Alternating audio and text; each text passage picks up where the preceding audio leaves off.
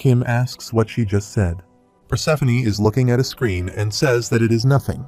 Kim is in shock. He thinks that although he can't pronounce it, what she just said was filtered to him. He thinks that all information that is pertinent to an unknown scenario is filtered, but that doesn't apply to those who already have that information. Kim wonders what is going on. There's still some information he doesn't know about when he reads TWSA in its eternity. Persephone looks at the screen and tells Kim that she is sorry to say that her hospitality ends here. The underworld has no reason to make a deal with him. They have other means of obtaining his information. She puts her finger on Kim's face and says that she has been holding herself back, but he looks rather appetizing. She pushes Kim onto the chair and grabs his face.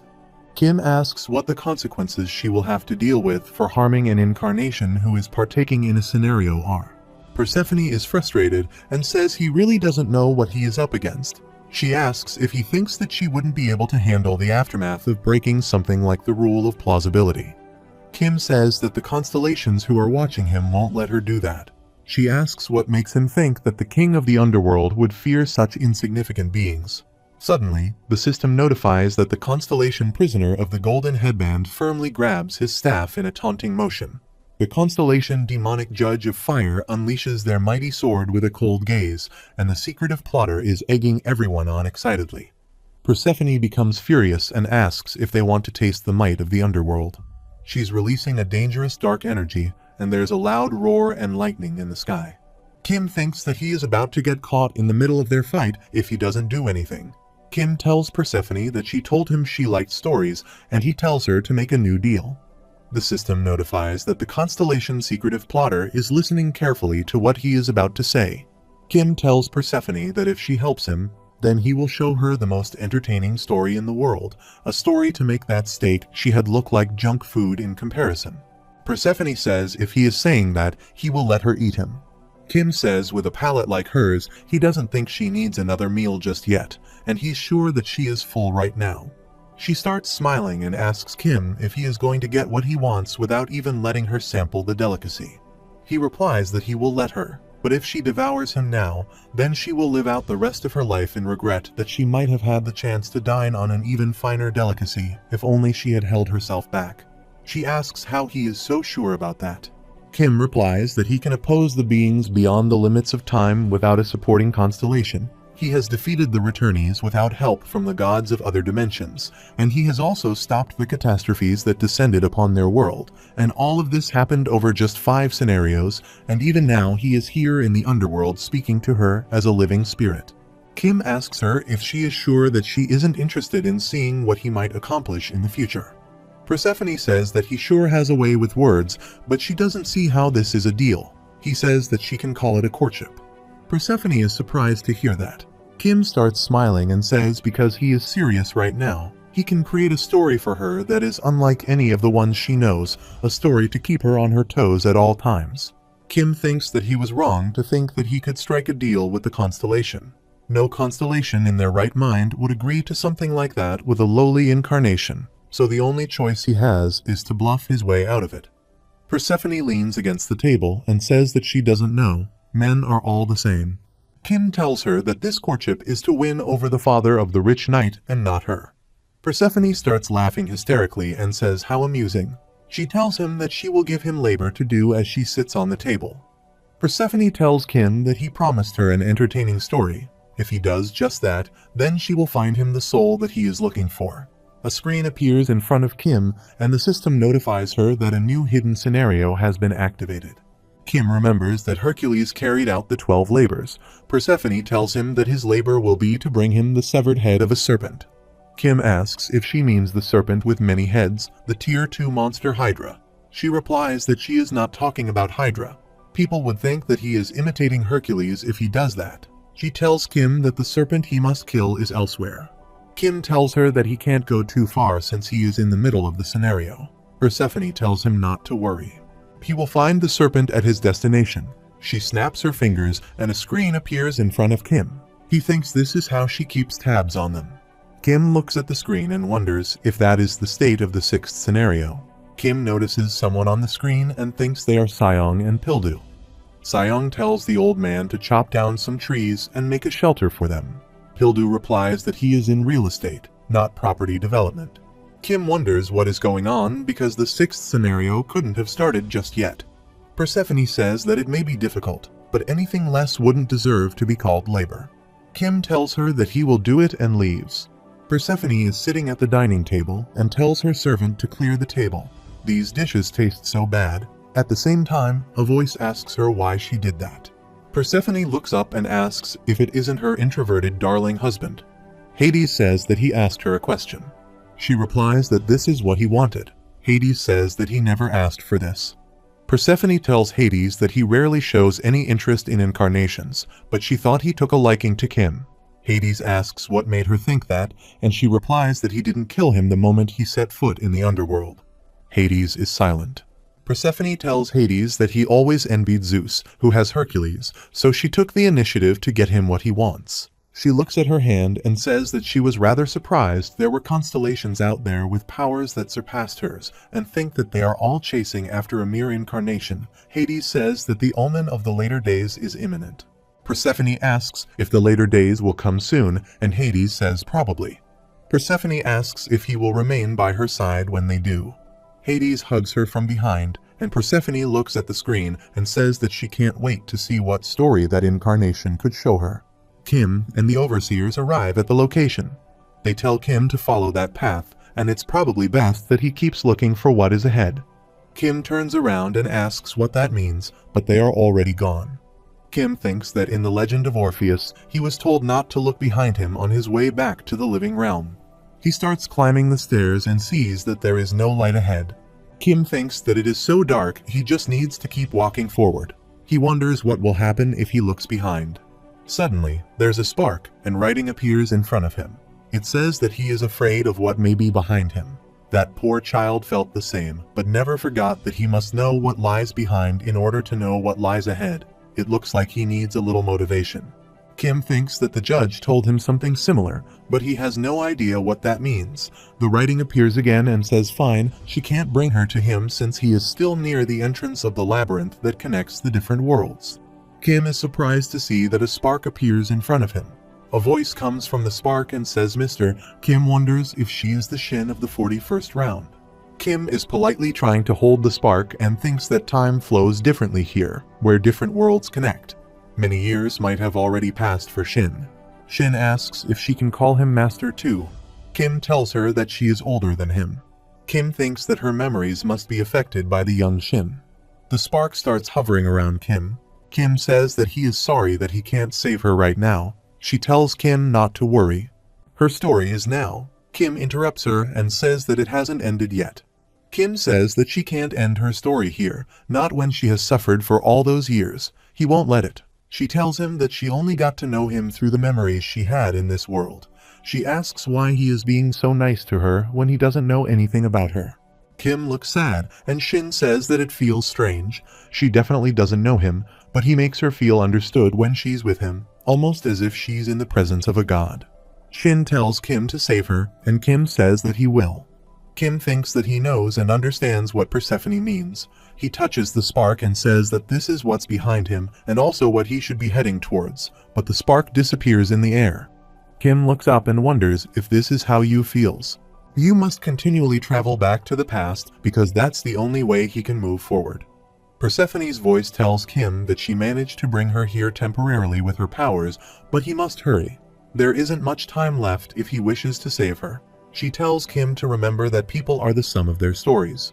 Kim sees a door ahead, and light is coming through that door. Persephone tells him that when he finds Shin again, there's no telling how much story she'll have left in her. Kim walks through the door. After some time, Kim wakes up and sees Shin calling his name. He sits up and sees that it is morning, and he is back. The system notifies Kim that the hidden scenario of Queen of the Underworld has been completed, and he has received 15,000 coins as a reward for completing the hidden scenario. Kim looks at the screen and thinks that the new Dakibai seems to have done his job right. The system notifies Kim that the Constellation, the god of alcohol and ecstasy, congratulates him on his safe return, and he offers to make up with Kim. The system notifies Kim that he has been gifted 7,942 coins. Kim thinks that he is quite annoying. If only Dionysus hadn't put him inside Tartarus, he wouldn't have been through all that. The system notifies Kim that he has one new hidden scenario, serpent hunting. The category is hidden, the difficulty is S, and the clear condition is to hunt down the target in the area where the sixth main scenario is held. The time limit is until the end of the main scenario. The reward will be 80,000 coins and the trust of the Queen of the Underworld. The penalty for failure is that he will be banned from entering the Underworld. Kim thinks that it is the labor given to him by Persephone, and as expected, it is in the form of a sub-scenario. He thinks that he has a hunch as to what this serpent in this next scenario is going to be. The system notifies Kim that he will be notified via a status window when his target approaches. Shin asks Kim if he is okay and says that Senga told her to keep an eye on him. Kim stands up and asks where Sangha is. He looks down and sees that she is sleeping peacefully. Shin tells Kim that she is awake, but has fallen asleep only just now. She also told her to tell the others if he doesn't wake up soon. Kim remembers that he asked her to look after things before he passed out. It must have been difficult for her too, since she was hungover. Kim sits down and thinks that he is so lousy. He asks why he keeps thinking about Persephone's rendition of Sangha. Lee and Huiwen arrive there, and they are both sweating. Huiwen asks Kim if he is awake. Kim tells them that they must have been training, and she replies that they should be prepared for what's next, and that they need to get going soon anyway. Kim asks where. She replies that everyone has already gone off. Kim asks if something happened overnight. Huiwen tells him that the notification for the sixth main scenario came in, and Kim is surprised to hear that. The system notifies all survivors that they should gather at Yongsan Station. After some time, Kim and his team arrive at the station. Kim is carrying Senga on his back, and Huiwen says there are still so many people left in Seoul. There's a large status window displaying a live stream, numerous monsters walking in the forest, and someone cutting off the head of a monster and starting to smile. Someone asks if that is a Japanese person. Kim thinks that man is probably the famous Japanese incarnation of Izumi. Since the Tokyo Dome has progressed further than they would have started the sixth scenario before them.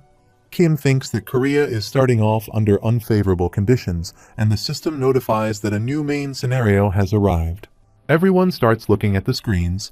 There is no name for the scenario, the category is main, and there's no difficulty, clear conditions, time limit, reward, and no penalty mentioned. Everyone is asking questions that there is no information about the scenario on the screen.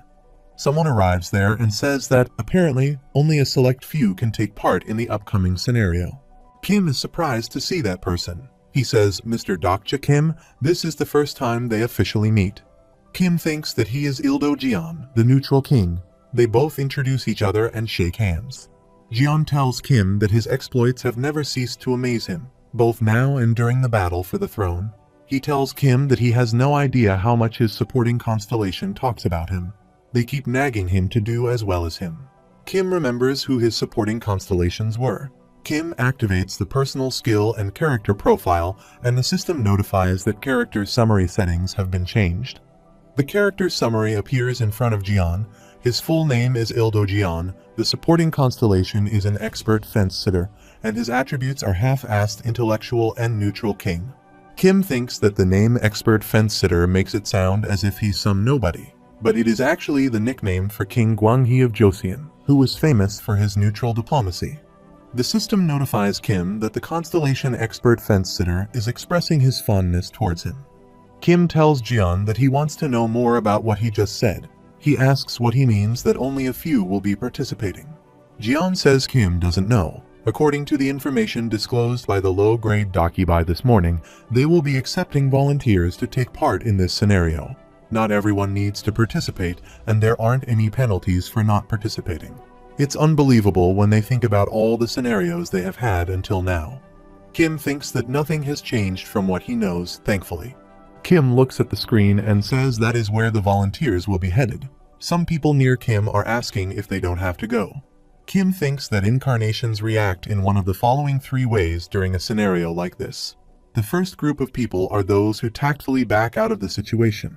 These are the type of people who don't belong to a group and are relieved to learn that they have a free pass through the scenario. A person says that he is relieved. He was kind of freaked out by the size of that thing on the screen. The first group will eventually meet a horrible end at the price of not participating in the scenario. The second group is the type of people who have gotten somewhat used to the scenarios. These people will watch the live video feed and prepare themselves for what's to come, and they will be able to survive for now. In the third and last group of people, suddenly someone shouts and calls for Mr. Jian. Jian says that he is getting late. Kim tells him that he should go. Jian says that he can't go alone and that it would be pointless. Kim asks what he means. Jian says that he is actually here to take Kim with him, and Kim is surprised to hear that. Jian says that the world is without a king. The kings who remain in the world he created are waiting for him to visit them. Kim thinks that the third group of people are those who exploit others for their survival. At the Yongsan station, there's a tent. Kim is walking towards it when a person stops him and tells him that he is sorry, but only kings are allowed beyond this point. Kim looks at Huiwen and she nods in approval. Kim and Jian go inside and Huiwen tells Kim to just scream if anything happens. The system notifies Kim that the area is under the influence of a sound wave blocking skill. A person is speaking inside the tent. He says that Korea is already a step late, and he asks if they think that they will be able to handle them when they have the advantage. Suddenly, everyone notices that the last king is here. There are many kings sitting there. The King of Beauty, Ji-won Min, the Maitreya King, Sang-rong Cha, the Neutral King, Ildo Jian, the King of the Wanderers. The person wearing a suit asks Kim who he is, and Kim replies that he is Dr. Kim. Kim thinks that it is strange. He doesn't know this guy. The person clears his throat and shakes Kim's hand. He tells Kim that he is the president of Uido, Hyunho-yu. Kim thinks that the president is dead already. Ji-won tells Kim that Hyunho isn't a king, but he is here for now since he leads a faction of his own. He says that king nonsense again and asks if they think that they are in the Joseon era or something. He tells everyone that they are living in a liberal democratic society, so please come to their senses. Kim opens his character summary. The screen notifies Kim that his full name is Hyunho-yu. His supporting constellation is the Master Manipulator of National Intelligence. His personal attribute is Corrupt Politicians. Personal skills include Collecting Bribes level 5, Military Command level 5, Corrupt Power level 6, and Control of the Masses level 7. Kim remembers that he is the politician who cleared the first scenario at the National Assembly and survived. The system notifies him that the Constellation Bald Army General dislikes Hyunho-yu. Kim thinks that what usually happens is that the entire Uido area gets wiped out once monsters appear, but he guesses that Hyunho was lucky this time. The system notifies that the Constellation Naval God of Warfare is upset with the corrupt Joseon politician. Ji-won points at King of Wanderers and says Miss Sejong Lee has joined them for similar reasons. Kim looks at her and sits down on the chair. Kim says that enough with the introductions. He would like to know why they wanted him here. Jian says that they are thinking about voting on which among them will participate in the sixth scenario. Hyunho says that everyone here has amassed a sizable following within the Seoul Dome. He tells Kim that he should consider it his honor that they invited him here despite his faction size because of how much he has contributed in completing the past scenarios. Kim starts smiling and asks if that is so. Hyunho says that let him tell them again. It's about time they stop with this barbarism. They may have temporarily resorted to acting like uncultured cavemen and fought amongst themselves, but they are, by principle, law-abiding citizens who adhere to the rules of the society, so it is only right that they choose who will participate in the next scenario through democratic means. Kim thinks that most of what he says is nonsense, but he makes himself sound rather credible with his choice of words. Ji-won asks what exactly he is referring to by democratic means. Hyunho says that, as he proposed earlier, the number of people sent in by each group should be proportional to how big their group is. Jian says that the group in Uido has the largest amount of people. He doesn't see how that is fair at all. Hyunho tells Jian that he disappointed him and asks if they aren't all Koreans. He says that the number of people they get to send in isn't important. He says that they will be up against foreign forces in this scenario, so it won't matter which group they are from. He asks if they are going to bicker among themselves when the enemy is right in front of them. Jian starts smiling and says just as he said, if it's not that important, then he doesn't see why he would want to send more people in. Hyunho says that he just meant that they should do things democratically. Kim raises his hand and asks if that is all they are here to talk about. He says that he doesn't know what the big fuss is, and he asks why not just send whoever is willing to go. Ji-won says that they were going to do that, but things have changed. Kim asks what she means, and she replies that there is a limit on how many people can participate. She tells Kim that the other kings have all received the news from their docubuy, and she guesses Kim hasn't gotten it yet. Suddenly, the system notifies Kim that the number of participants allocated for the Soul Dome is 10, and additional participants will be allowed depending on each of the incarnations' progress in the scenario. Kim thinks so. That is what they were fighting about. Unlike the other incarnations, which were afraid of the scenario, the kings understood the importance of getting a head start. They believed that the more of their own people they could get to participate early on, the better chance they have to control the scenario. In other words, this is a meeting of kings held to fight over the ruling throne. Ji-won says that she will go. They have heard that there were many Japanese people in this scenario, so it's only right for her, as the descendant of the Silla, to lead the way. Sang Yong-cha says that is nonsense. It should be Beach who leads the way, as they have had many cultural exchanges with Japan. Hyunho says that it should be him who leads the way and says that their supporting constellations are like fossils. Jian tells everyone to calm down. Kim looks at the King of Wanderers and wonders why she is looking at him like that. He wonders if she's testing him to see if he can resolve the situation. Kim picks a snack from the table and asks why they are arguing among themselves when the last king hasn't arrived yet. At the same time, there's a blast outside. After the blast, everyone is shocked to see Yu standing there with his one foot on Hyunho. Ji-won says that the Supreme King is here, and Yu looks at Kim, who is comfortably eating his snack. Yu tells everyone that he will now announce the people who will be participating in the upcoming scenario. If they have any objections, then let's hear them. Everyone is afraid of Yu. Hyunho tells Yu to take his foot off him. Yu forces his foot on him even harder. Hyunho starts coughing and calls for his security, but Yu has already defeated them outside. Hyunho passes out, and foam comes out of his mouth. Yu says he guessed the security isn't coming. He says now he will, then who will be in the scenario? Ji-won glances at Kim and wonders why he is so calm. Kim thinks that he is sorry, but he is not in the same boat as them because Yu has acknowledged him as his ally, although he keeps threatening him, saying that the contract period is over, but he pretty much admitted that he needs him. Yu says that the first member will be, of course, him. Kim is puzzled and wonders why he wouldn't be on the list that he made himself. Yu says a second person will be Ji-hai Lee, and Ji-hai starts grinning.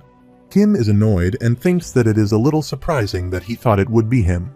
Kim thinks that he wasn't a member of his original group after all, and the others might be upset if he gets called before they do. Yu says that the third person will be Seolhwa. Jian thinks that there are still 7 spots left, so there's still a chance for them.